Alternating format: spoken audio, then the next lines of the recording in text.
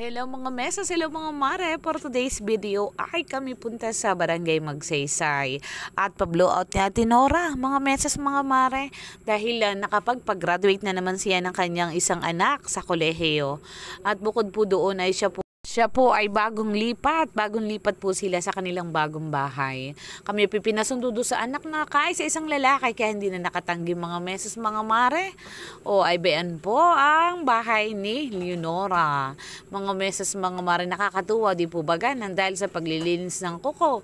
O ay bayan at nakapagpatayo na rin siya ng bahay mga meses mga mare. Sabi nga po kailangan ay sipag, tiyaga at diskarte. At yan po si Ate Nora, ang aking kasamahan sa trabaho at kaibigan.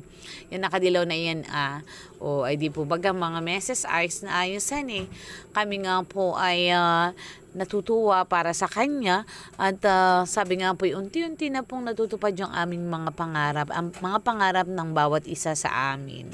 O ay di po baga, sabi pag may nasimulan, may tatapusin mga meses, yan po yung madalas kong sabihin. At yan po ang kanyang handa may sinigang na isda, may sinaing, may inihaw na bangus, at saka po may spaghetti, may pansit, may suman, at may nilagang karning kalabaw. O di po baga mga meses mga mare, may tasty pa. At may gulaman pa, usang ka pa. Ay, wag ka naman at kami lang bisita. Yan mga meses mga mare, tour ko kayo. Ito'y underground, yung bahay ni Ate Nora.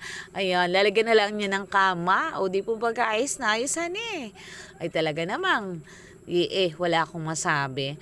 At yan po yung itaas. O di po baga, may hagdan. Okay na okay. At sabi nga po ay tama-tama sa dami ng kanyang anak ay tama-tama yung luwang. Yan po yung taas niya. O di po baga mga meses mga mare. Ay talagang gandang-ganda ako sa bahay ni Leonora. Kahit hindi pa siya tapos na tapos ay talaga namang kitang-kita mo. Nasabi nga po ay maganda yung forma. O di ba mga meses mga mare, kinakailangan na sabi nga po ay hindi lang ikaw basta masipag, kailangan pa rin may diskarte. At para marating mo yung mga pangarap sa buhay.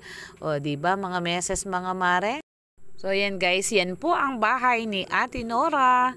O di po ba na-tour ko kayo no? Ang ganda. Thank you for watching. Bye-bye!